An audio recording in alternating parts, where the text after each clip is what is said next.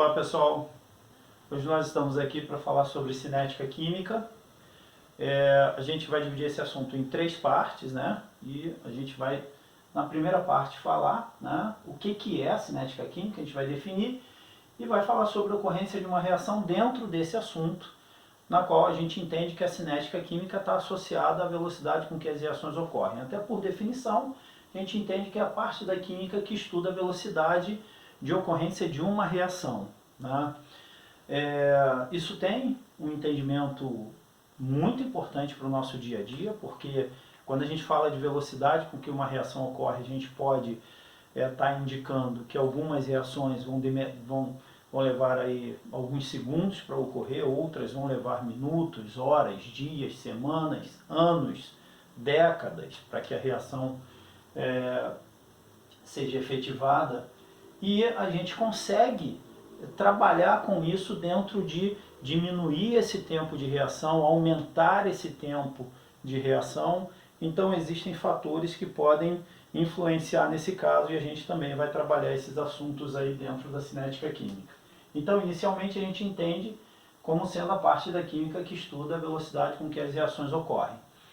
Então quando eu digo, por exemplo, que um medicamento tem 6 meses de validade, eu entendo que o princípio ativo vai levar 6 meses para entrar em decomposição. Como que eu posso diminuir esse tempo?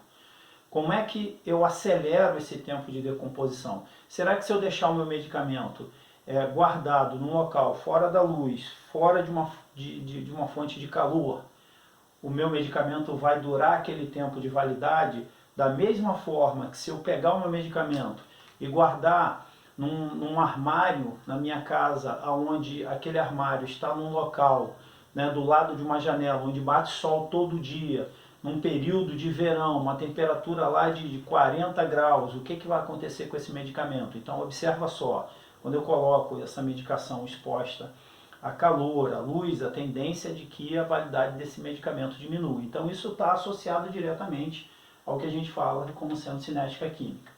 Então, para entender a cinética química, a gente precisa entender a ocorrência de uma reação, né? Essa ocorrência de reação está associada à teoria das colisões.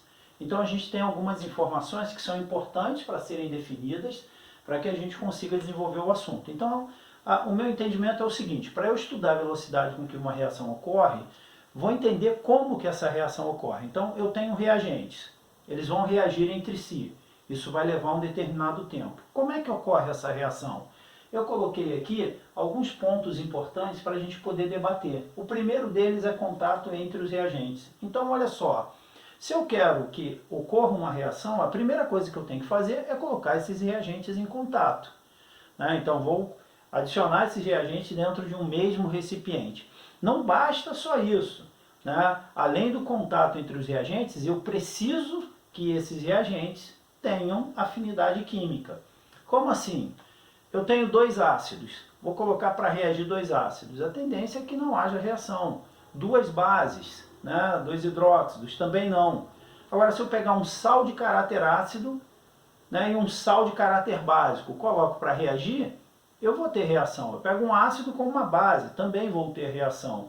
Então, eu preciso que esses reagentes tenham afinidade química. Eu vou pegar um combustível, né, como por exemplo a gasolina.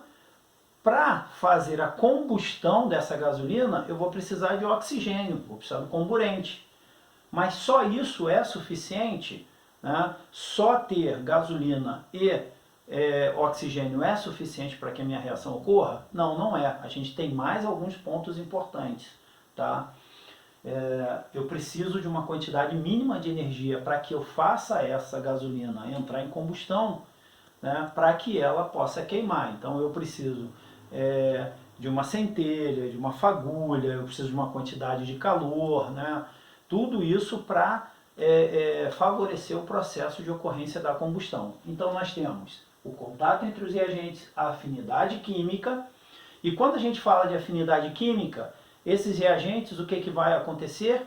Eles vão se chocar, literalmente vão se chocar. Você está ali num recipiente, e cada reagente existe uma quantidade de energia cinética, que é a energia relacionada ao movimento, e aí eles acabam se chocando, esses reagentes vão se chocar, vão colidir, são os chamados choques efetivos ou eficazes, colisões efetivas.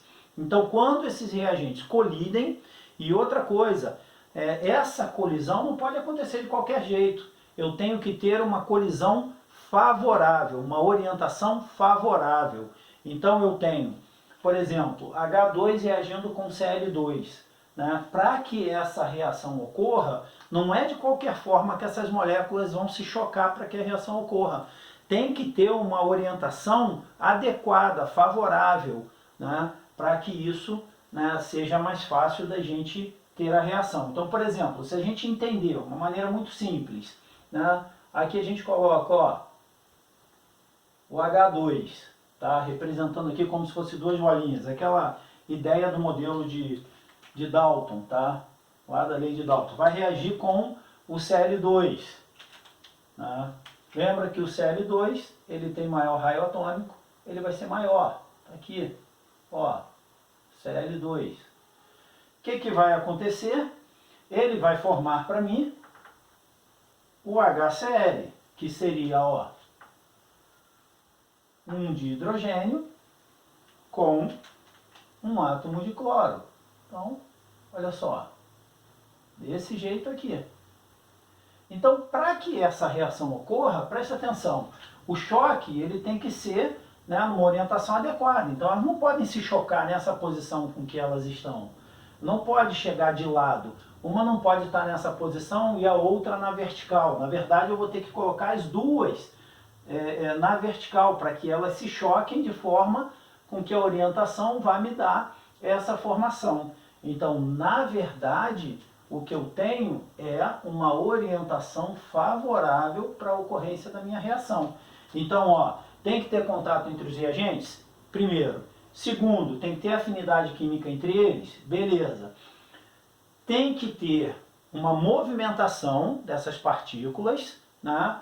E uma orientação para que elas se choquem, tá certo? Agora, é importante que nem todo choque vai gerar a ocorrência da reação, nem todo choque é efetivo. Para que a gente tenha um choque efetivo, essas partículas têm que estar se movimentando numa velocidade adequada. Porque se elas estiverem muito lentas, elas vão bater e vão se separar, vão bater, vão colidir e separar, colidir e separar. Então o que eu preciso ter?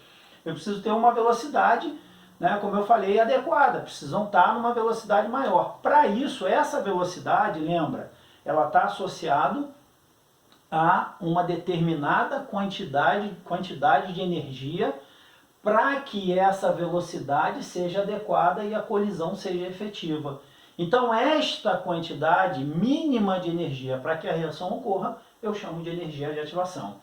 Então, olha, vamos lá. Eu preciso ter contato entre os reagentes têm que ter afinidade, eles têm que colidir, essa colisão tem que ser com uma orientação favorável e com quantidade de energia adequada para que a velocidade seja suficiente para que o choque ou a colisão seja realmente efetiva. Aí sim, eu tenho inicialmente a formação de um composto intermediário, e a esse composto intermediário eu vou chamar de complexo ativado. Então, quando há colisão efetiva, algumas ligações são formadas, outras são quebradas. Então, neste momento, eu tenho o meu complexo ativado. Isso vai acontecer naquele ponto mais alto de energia de ativação. Tá? E daí por diante, as ligações que tem que quebrar vão ser quebradas, e as que tem que formar vão ser formadas, e eu tenho a formação do meu produto. Graficamente, eu consigo representar isso. Repare, eu tenho a seta aqui indicando primeiro membro reagente, segundo membro produto, né, como eu representei lá para vocês. Então, hidrogênio gasoso reagindo com Cl gasoso, formando 2 de HCl, equação balanceada. Então, o que vai acontecer? Aqui eu tenho uma determinada quantidade de energia, então eu vou representar isso aqui, ó. Aqui os meus reagentes, eu tenho H2 mais Cl2 reagindo. Lembra do que eu falei? A gente precisa de uma quantidade mínima para que essa energia aconteça, que é a energia de ativação.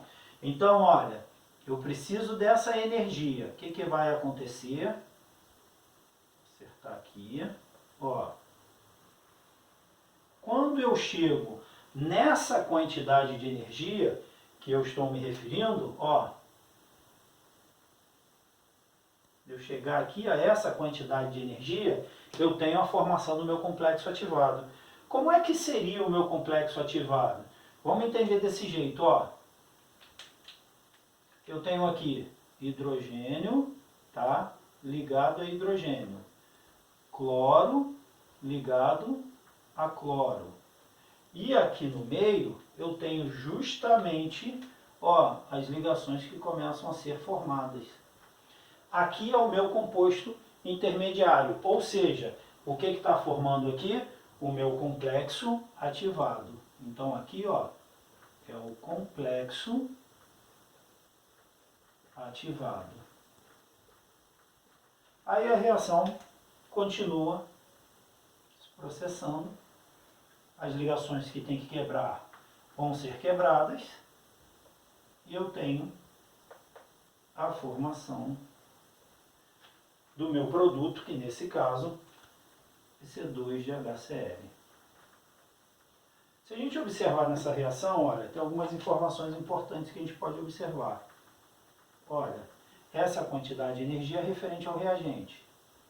Essa quantidade de energia é referente ao produto. Então, ó, produto, reagente. Se o produto tem menos energia que o reagente, significa dizer que esta diferença de energia que nós estamos vendo aqui é justamente, ó, se eu estou tratando de entalpia aqui no eixo vertical e o caminho da reação, que é o tempo no qual a reação vai ocorrer, aqui eu tenho justamente a minha variação de entalpia, que é o que nós aprendemos lá na termoquímica. Então, essa diferença, né, de entalpia, que é a entalpia aqui que eu tenho do reagente e a entalpia do produto. Essa diferença é a variação de entalpia. Tá? Agora, essa quantidade de energia que vai do ponto referente à energia do reagente até o ponto mais alto do gráfico, eu vou chamar de energia de ativação. Vou colocar um EA. Esse EA é justamente a minha energia de ativação. E aqui eu consigo entender que isso é uma reação com liberação de energia, ou seja, uma reação exotérmica. Tá certo, turma? Então, inicialmente, o que a gente precisa entender é isso. Para a ocorrência de uma reação, a gente vai precisar de quê? Contato entre os reagentes, afinidade química, a gente precisa que haja uma colisão orientada numa quantidade mínima de energia para que essas ligações sejam quebradas, outras sejam formadas e o produto seja obtido. Tá certo? Basicamente é o que nós precisamos. Agora a gente vai entender na próxima etapa quais são os fatores que podem alterar a velocidade dessa reação. Tá certo? Pessoal, então primeira etapa, até a próxima. Valeu, um abraço.